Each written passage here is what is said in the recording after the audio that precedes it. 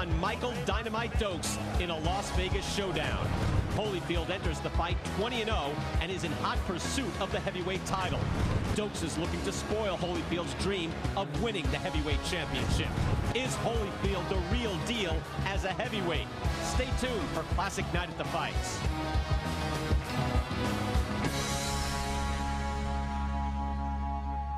Introducing, in the blue corner, fighting out of Atlanta, Georgia, weighing in at 208 pounds, with a professional record of 20 wins, no defeats, 16 KOs. He is a former, undisputed cruiserweight champion of the world, and is the challenger, ladies and gentlemen. Here is Evander Holyfield.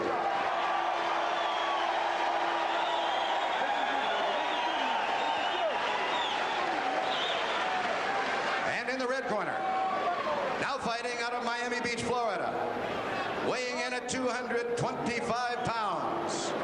His professional record consists of 37 wins, 1 defeat, 2 draws, with 23 KOs. He is a former WBA heavyweight champion of the world and is the current Continental America's heavyweight champion. Here is Dynamite Michael Dokes.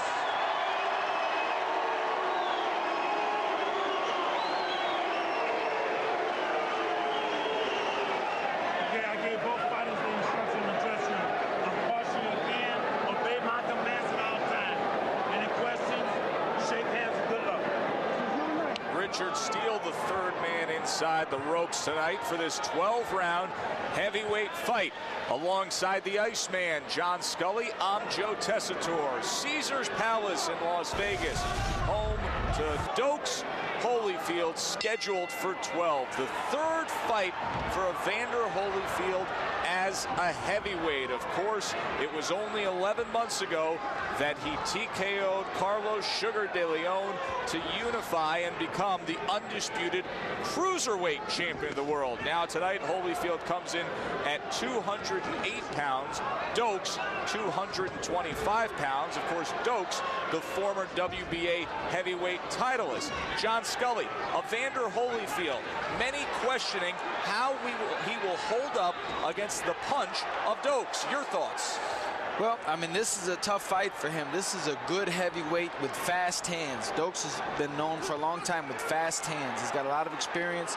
He's a good combination puncher, which you don't see a lot with a lot of the heavyweights. They don't throw fast, sharp combinations, but he does. And, you know, I give Evander a lot of credit for taking a fight like this.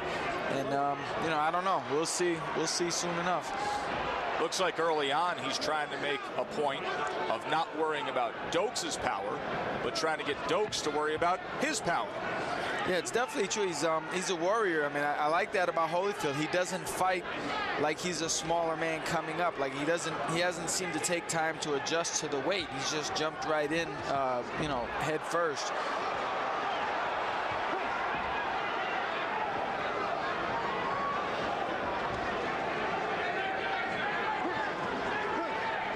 One thing about Holyfield, as a cruiserweight, he set a fast pace. He always did. And he actually in this fight, Dokes came out and tried to set the pace. And he did so for about a good 15 or 20 seconds, but it actually seems like it's already maybe began to wear on him a little bit. Plays right into Holyfield's hands.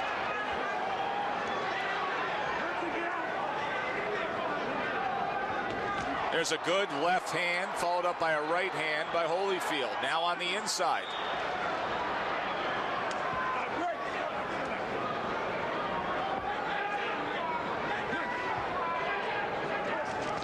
Right hand over the top of that jab. Evander Holyfield scores well. And that's one thing Holyfield brings up as a formerly smaller man. He has good hand speed, and he's a good textbook boxer. Dokes has gotten away. He has a fast jab, and Dokes has gotten away with using that fast jab with a lot of slower heavyweights. And I think that's straight low. Left hand by Holyfield. And Dokes affected, so referee Richard Steele is going to give him the time to recover.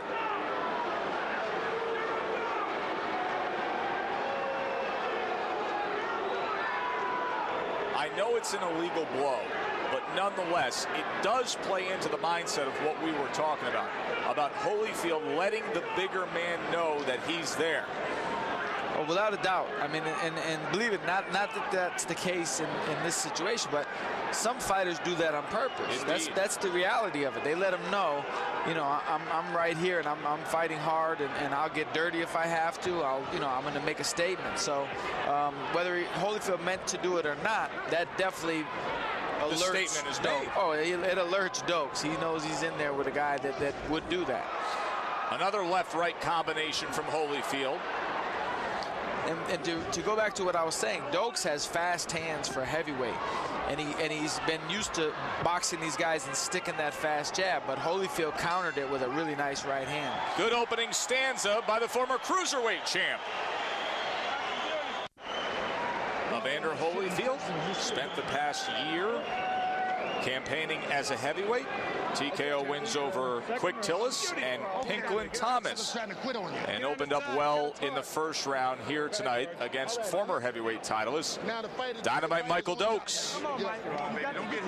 There is Dokes with his trainer Bill Slayton, 30 years old, 37 wins, a loss, and 2 draws for the former heavyweight titleist. Now here we go. There's just Holyfield. Oh, there's a good headbutt, which I didn't catch when it happened. But so he got headbutted and hit low at the same moment. It's a double dip right there. Yeah, that's no fun. And that shows you how much the low blow hurt, that he didn't even acknowledge the headbutt. So that'll tell you what kind of pain you're dealing with. Some guys play it off. Others have to deal with it. Michael Dokes had to deal with that shot right there. Yeah. Round 2 scheduled for 12. Is there anything that you took away stylistically in that first round, Ice, that'll tell us what should we see for the remaining 11 rounds here? Well, one thing, like I said, Dokes is usually the fast guy. He's known to be a fast-handed puncher. And against some of those bigger, slower guys, now there's a low blow by him, maybe on purpose, but he's known as a fast guy, but he's getting outspeeded here, which I think is unusual for him and is probably playing on his mind a little bit. So it could be a thing where Dokes, instead of letting his hands go, he might find himself easing off a little bit, afraid to get countered. So I would look at that. Right hand to the body from Dokes. Holyfield tries to separate with a left hook. Goes back to the 1-2. He had success utilizing that right hand behind the jab in the first round. Double jab from Holyfield. Dokes snaps Holyfield's head back with a jab.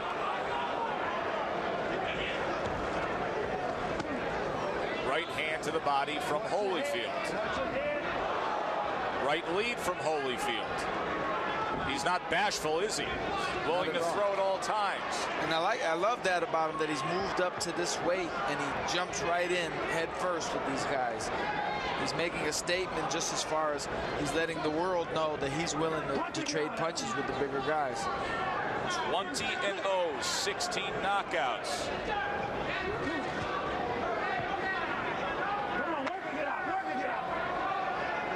I definitely get the sense that the speed difference and the counter punching of Holyfield is surprising Dokes a little bit. He seems like, I've already seen slight signs where it seems like he's kind of hesitating from throwing his punches, whereas normally, like I say, when you see him fight the bigger guys, he generally is a whirlwind when he lets his hands go. He throws 4 or 5 crisp shots in a row. He hasn't really been able to do that here.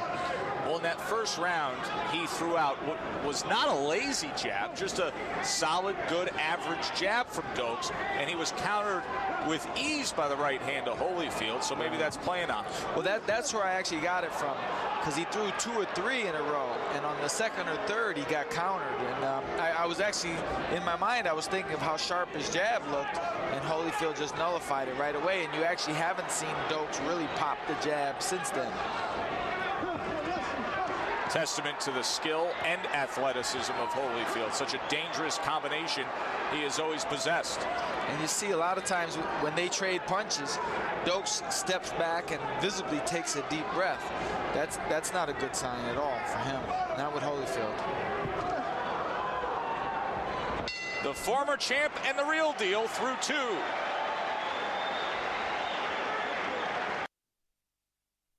Third-year-old Michael Michael Dokes preparing himself for the third round against the young gun, the undefeated Evander Holyfield. Of course, Dokes himself had such success early on in his career. He turned pro at age 18 in 1976, and he took the WBA heavyweight title, the first round TKO of Mike Weaver in 1982.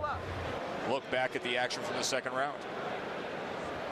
Now that was that first borderline low blow from Dokes, and I wonder if he did it on purpose. I mean, it's, you know, I don't want to accuse him of that, but it wouldn't totally shock me if he did. It's an old school move. Oh, of course. And he's a heavyweight that came up in the old school golden era of 1970s heavyweights. In fact, many may remember Dokes' first appearance on the national TV stage when he was a 19-year-old.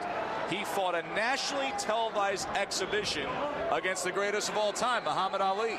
That's right, and he was also on the stage fighting Teofilo Stevenson of Cuba as an amateur, and he fought Greg Page, he fought John Tate, he fought all the big names as an amateur. So this is a guy who has a huge amateur background behind him, as does Holyfield.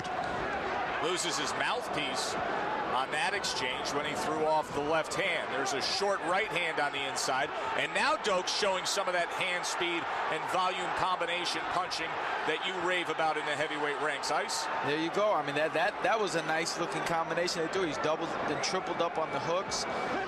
You just wonder how much that's going to take out of him.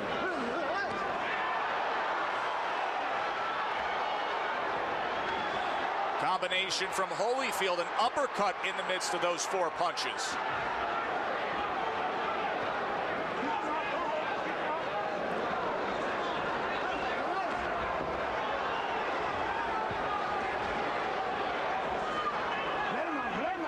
Hard to believe Holyfield gives up 17 pounds and is really a natural cruiserweight when you see the way that he handles himself in the ring against these heavyweights.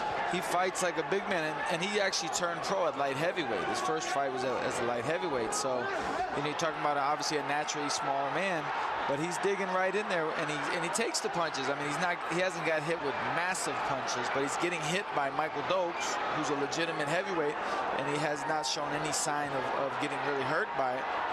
Left hand by Dokes. Lou Duva, who does nothing but rain down compliments on his fighter Evander Holyfield. Even Duva revealed to some of the media members this week that he was concerned about Holyfield being able to handle Dokes' punching power. Because Dokes has the heavy hands, but he has the speed. And Holyfield, Dokes puts punches together nicely. Like a lot of guys, heavyweights can throw 4 or 5 punches, but they're not direct laser beam type of punches. You can see Dokes is a well-schooled fighter. You can see his experience and his skill level. So I would say this is by far the most skilled heavyweight that Holyfield's had to deal with so far. After beating Carlos De Leon to unify the cruiserweight titles in April of '88, 3 months later he took on Quick Tillis, a former Mike Tyson opponent. In fact, you remember that Tillis went the distance with Tyson. And then 5 months later, just this past December 1988, Holyfield TKO'd Pinklin Thomas, another former Tyson victim. Now here he is, March '89, taking on Dokes. Best test so far for Holyfield as a heavyweight. End of 3. You know, this guy's dead. This guy's dead. Now listen. Now look. Go to the body. Go to the body. Now listen, don't be, what are you getting hit with them punches for? You got no business getting with them punches. Now go to that body, you understand? Right? Now look, take your time. Don't throw yourself away, you understand? But stay close and punch. Trust me, let your hands go. Now here's Dokes with that speed, and he lets off nice combinations, and Holyfield stays right there in with him. I like the body punching, but I love the way Evander comes back. Evander's not going to be run over by these guys. He's made that very clear. Now that's a good right hand. He took that well. Lou Duva has to be happy about that. Dokes opened up a bit more in that third round, but Holyfield was there to answer him.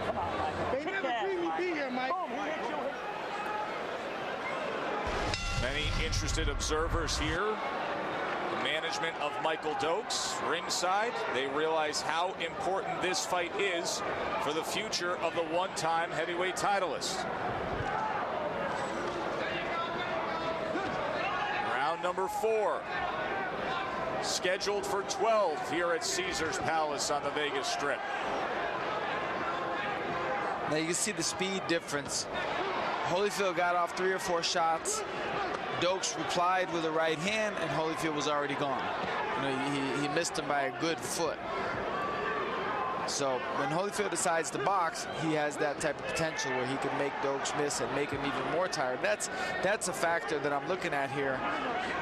Traditionally, Holyfield will get stronger as he goes. Dok4s seems to be taking periods in the rounds where he's sucking wind. It's noticeable.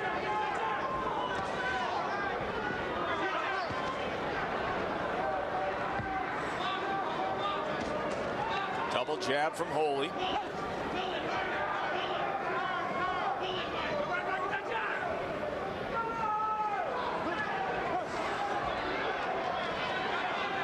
Now his jab, appears to me that Dok4s' jab has slowed down quite a bit. He threw 2 jabs there and easily got countered with Holyfield's jab. So I think if Holyfield kept his distance here and let his own speed become more of a factor, I think he could start picking Dok4s apart a little bit here.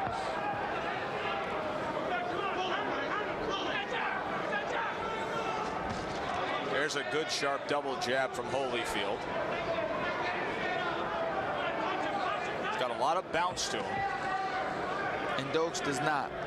And that's the noticeable thing. It seems like he's what you call pushing his punches. He's forcing himself to do it as opposed to just letting it come naturally.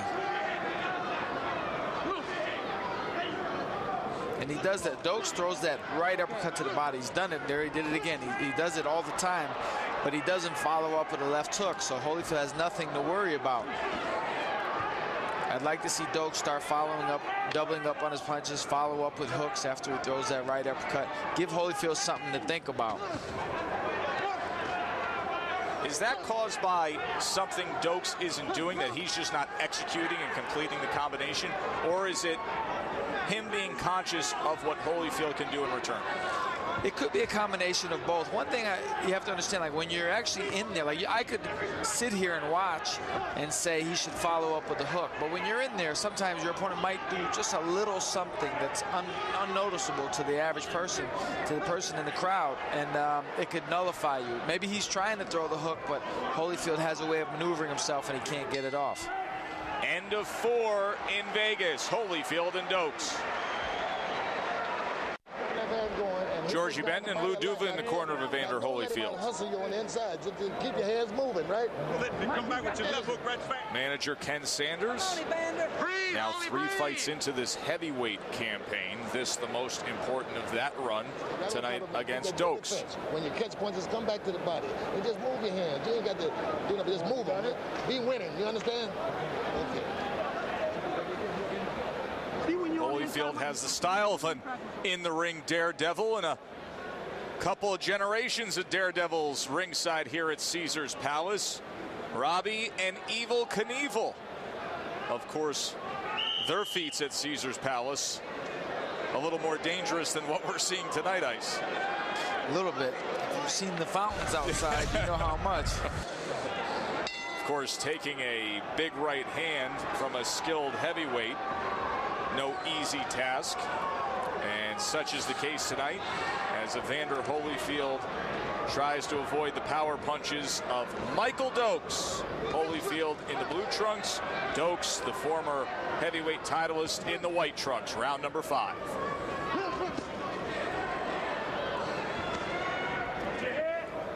I think that body shot by Holyfield might have slowed Dok4s up a little bit there. He not just for the fact that he stopped punching, but the look on his face. It looked like it took a toll on him a bit.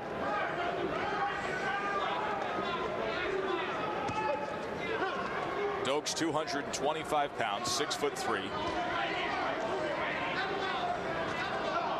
Very inviting target to the body he is for Holyfield. Holyfield, good game plan to try to stay consistent going to the body. Meanwhile, Dok4s has not been able to place a lot of good body shots against Holyfield. He tries with the left hand there. Holyfield answered with a right hand upstairs. Holyfield, for a heavyweight, I know he's only 208 pounds, but one of the smallest waisted heavyweights you'll ever see. Right, he looks like a middleweight. He looks like he's still a light heavyweight, actually. And yeah, very well conditioned, apparently. I mean, he looks good. He looks like you would want a fighter to look like. What I like about Holyfield, what I think he should be doing here, because if you notice, Dok4s is starting to tilt forward from the waist up. He's tilting forward, almost like he's looking at the floor. That's a bad sign. That's something a smart fighter like Holyfield will pick up on if he hasn't already. You want to.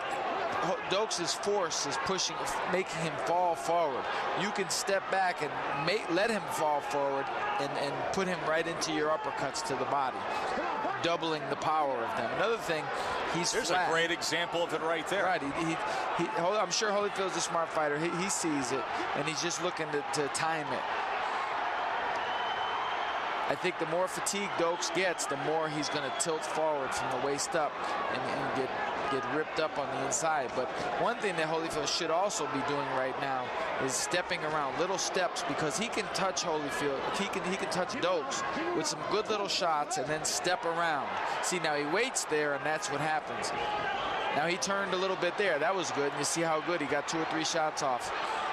After Dok4s had a 3-punch combination, they paused for a moment. And Holyfield once again scoring with the uppercut, just like John Scully said he would. Dok4s leaning forward, tilting forward with that head, and Holyfield able to take advantage here in round number 5 with the uppercuts on the inside. That left hand straight towards the belt line again from Dok4s. That's about 8 borderline low blows. 5 rounds in the books. Good crowd here at Caesars Palace. Holyfield, Dok4s look back at round number 5. Well, now Holyfield just slips out, but there's the right hand. Dok4s. Now, one thing, Dok4s landed a good right hand, but he's falling forward as he throws it. Like if he missed that, he probably would have fell forward and fell right out of the ring. That's the way it appeared. You see, he's leaning. See that back foot kind of fall forward. Right, it comes up. It's like he's losing control of himself a little bit. Then on the inside, Dok4s was able to connect, and Holyfield. See, Holyfield turned him. Just like I was saying, he can turn him, and Dok4s will be forced to look for him. He'll be forced to walk into things, because if Dok4s is a little bit tired, his reflexes won't be as good. Stepping around and punching off that would serve Holyfield very well in this spot. If there's any one thing I think you can take away from this fight so far, with 5 rounds complete, is that on paper, Dok4s is much the bigger man. Yes. But in the ring, it doesn't necessarily play out that way. No, I think conditioning and agility is evening the table, so to speak. Uppercut combination from Holyfield, then over the top with a right hand. Round number 6, scheduled for 12 here in Vegas. Holyfield is definitely the more nimble man, so he's able to get off punches when Dok4s isn't quite ready to defend against them. He's by far the superior athlete, but it's not as if there's a deficiency when it comes to skill.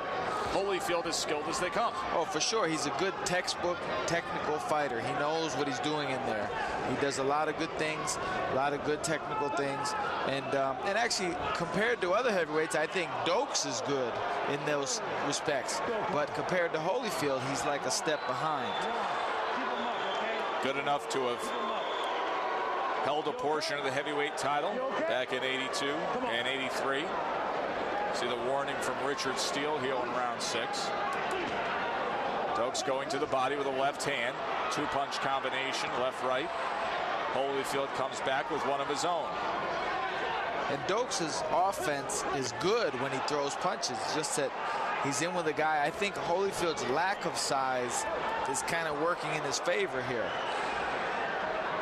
Against the bigger, more lumbering guys, Dok4s would assume the role of Holyfield. Exactly. And would look good doing it. But here he looks like a guy who can't move. Right, he's like one step behind. And it's got to be frustrating for him because he's no doubt more often than not, the faster guy between him and his opponent. And he's running into a guy that's more nimble, more agile than most of the guys that he encounters.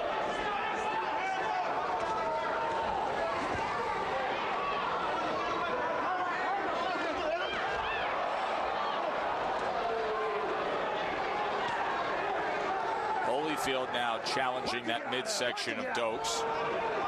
Let him go, let him go. You can see Lou Duva, Georgie Benton in the corner of Evander Holyfield. They know how important this is. Going after that ultimate goal of contending for the heavyweight championship. Of course, the current undisputed champion, Mike Tyson, just 2 weeks removed from his TKO of Frank Bruno here in Vegas. Last year, Tyson destroyed Michael Spinks to officially take that throne as the top heavyweight in the world.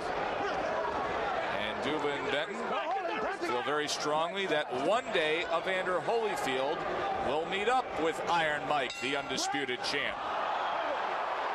Little something extra there. I don't want that no more, okay? Richard Steele trying to take control as Evander Holyfield lingering in the corner of Michael Dok4s, and the veteran cornerman Lou Duva comes over to escort him back. Good. That's it. Go right back, baby. Don't respect this guy. Give me the Vaseline. You got a bad gut. Now look, work on that gut. You got that power. What line is it? Okay, work on that eye. Now listen, settle down. You understand? Hey, Cut above the left eye of Michael Dok4s. Must have opened up in the final moments of that 6th round. So now an extra concern for the former WBA titleist.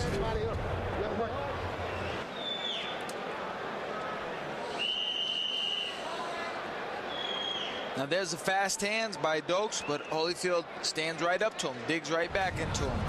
So, and that's a key thing. That might not look like much, but you have to stand your ground. You want to hit me late? Well, I'm going to hit you right back.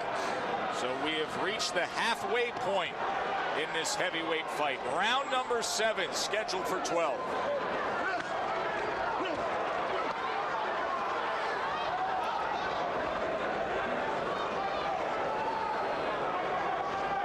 watch your head break. Holyfield unbeaten.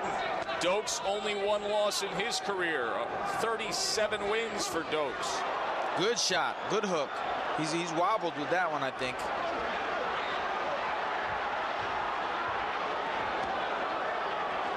And Holyfield should come up to the head. He's digging on the body shots. He should follow up with head shots. Don't leave your punches down at the bottom, at the body.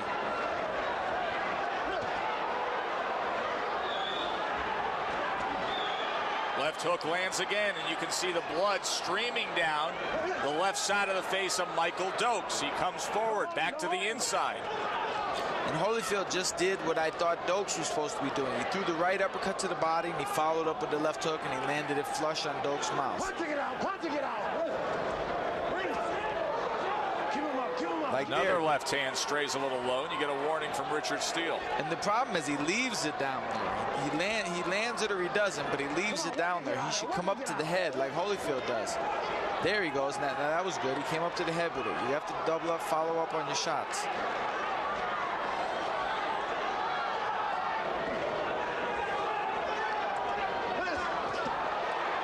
Good combination from Holyfield, dug underneath with the right hand and then up top with the left hand. And Richard Steele is going to tend to the wrap on the right glove of Dok4s.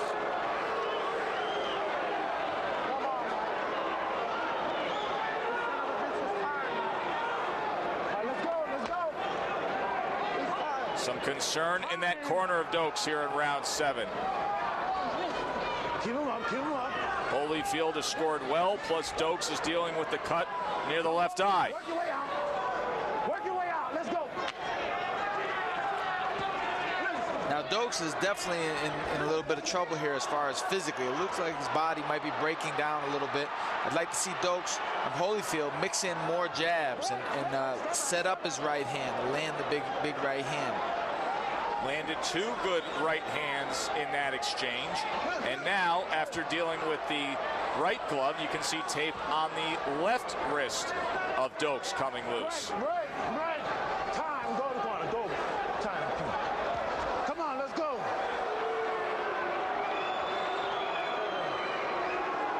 really taking away from the offensive series of Evander Holyfield in this round. In that corner taking their sweet time, aren't they? Well, I was just about to say, if they were smart, they would take as many seconds as they could. I thought Dok4s got shook up early in that round. I thought he wobbled slightly when he got hit with the hook in the beginning of the round.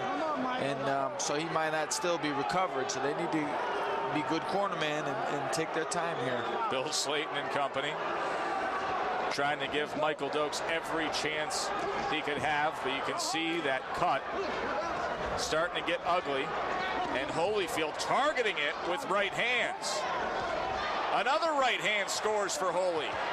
And there's a good short left on the inside. What a nice exchange. Holyfield gets the best of it. And those combinations take a lot out of Dok4s. Holyfield could step up his game here and pile up the points, if not hurt Dok4s. Big 7th round for Evander.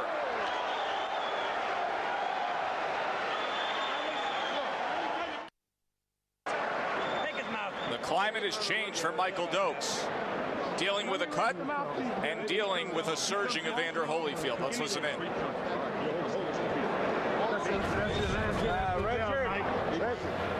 Now, even without the cut, that was Holyfield's round all the way, just because of the combination. Now, that's when, in the beginning of the round, when he hurt him with the hook, Dok4s actually recovered pretty well from him, but he was definitely wobbled with that. Later in the round, more of the same. I mean, Holyfield's digging good shots, and his power, I mean, he's not a one-punch knockout puncher, but those punches definitely have an effect. And every time he gets in a little bit of dire straits, it seems like Dok4s comes back with a borderline low blow. I don't know if he's doing it on purpose or not, but you know, it could keep Holyfield on his toes. You know, because he says, "Wow, a couple more inches," and that's definitely a low blow. Do those right hands scored by Holyfield tell you that they will be there for the remainder of this fight? I think the more fatigue Dok4s gets, the more the right hand will land. Dok4s making a conscious effort to come out strong to open up this 8th round. Now, he looked very good there, but if he can't sustain that, then the tide's probably going to turn in a bad way right here. Tries the body shot. Let's see if he can keep that pace up. He allows Holyfield to the inside. Let's go. Protect yourself at all times. I think Holyfield's letting a little bit of an opportunity slip here. When Dok4s throws those combinations like that, the smart thing to do would be to return fire and get on him right away before he can recover. Because Dok4s is definitely trying to recover right here. Holyfield comes with a right hand that misses and then falls in with a left hand. Richard Steele asking for the fighters to work out of that position, which they do. Holyfield uppercut left hook combination. And that's the key. You have to follow up with the punches. When you throw the uppercut, even if you miss it, come back with the left hook.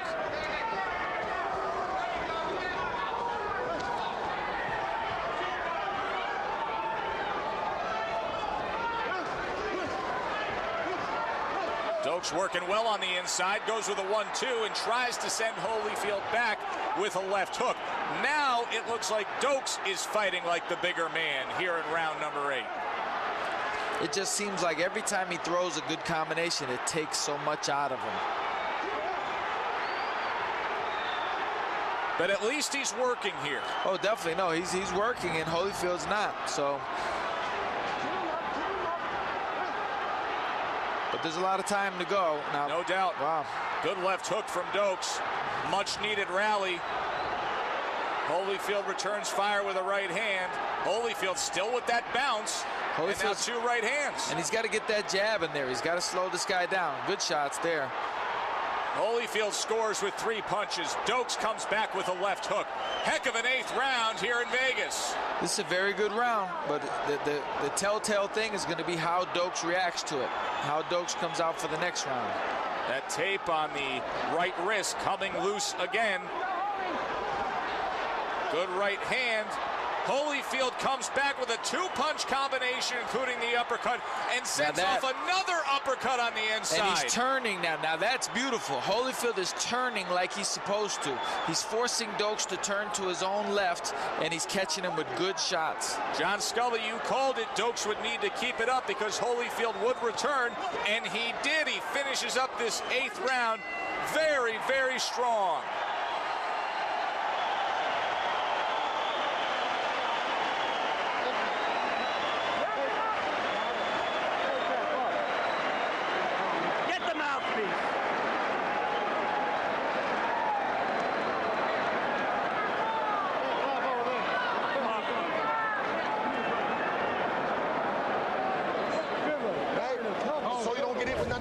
swings he's throwing, right? Now look, Holyfield, keep the... Now here's Dok4s doing some good work off the ropes. This is a world-class heavyweight letting his hands go. He looked good. But I don't think the conditioning was a great factor on his side. Holyfield comes back. Holyfield definitely, you know, he's always going to come back on you. So you have to be in great condition to fight him. But as an offensive machine, Dok4s is sharp. He's very sharp. We saw the best of Dok4s in that 8th round. But we also saw the heart of Holyfield. You know, it's funny, that might have been Dok4s' best round and his worst round in the same round. Very, very well stated. But he's fighting, though. I'll tell you, he showed signs of fatigue several rounds ago, but he's working in there. I mean, he's not a quitter, that's for sure. He's definitely trying to dig his good shots in there. Scheduled for 4 more rounds. The longtime heavyweight, former titleist Michael Dok4s, being pushed to the limit by the newfound heavyweight, Evander Holyfield, former undisputed cruiserweight champion as of a year ago, now 3 fights into his heavyweight campaign. Holyfield having success with those uppercuts on the inside. And again, it's because Dok4s is leaning. He's getting fatigued. And to relieve the pressure on your body, fighters instinctively lean forward. That alleviates some of the pressure. Dok4s' manager looking on as we've reached round number 9. Will this be a win that jumpstarts this phase of the career of Michael Dok4s? Or will Evander Holyfield be able to get right through him and advance his cause for a potential matchup with Mike Tyson someday?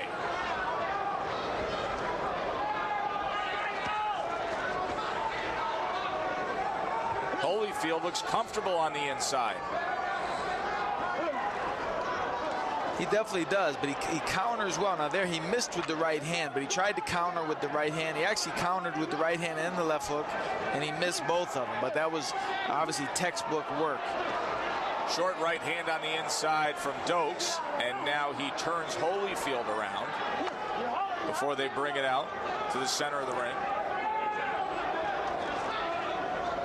Now Dok4s seems fatigued and slow with his feet. I think Holyfield needs to do what he was doing earlier a few times, where he steps around and catches him, because he could catch Dok4s with a lot of good sharp shots off of the turns. He could force Dok4s to turn and look for him. Because right in front of him, sooner or later, Dok4s is going to regain his senses and his wind, and he's going to let 2 or 3 hard shots go. Much the way he did in the first half of that 8th round, and we've seen glimpses here in round number 9. Holyfield back to the inside. At this point, Dok4s' shot is to be set. He has to have his feet set. If Holyfield kept him turning, it would take Dok4s a long time to get his feet set, and I don't think he would really be able to do that effectively. That's when Holyfield has been at his best, when he's getting the angles. You see the uppercut there from Evander Holyfield. End of 9 here in Vegas. Good fight.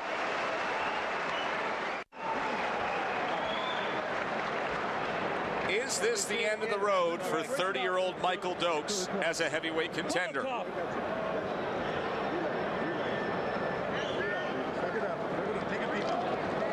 Bad cut over the left eye, caused in round number 6. You can't miss the guy with the jab. You understand? Cut up and everything. And then you won't throw yourself away. Now use a good jab, Holyfield. Now box the guy in circles. And will this be the moment that Evander Holyfield grabs a significant win as a heavyweight? 10th round scheduled for 12. Holyfield, the #1 ranked heavyweight in the world. Michael Dok4s, the former titleist. Dok4s going to the body early on. And Georgie Benton gave Holyfield good advice, something that I was saying for the last few rounds. He said, box him in circles.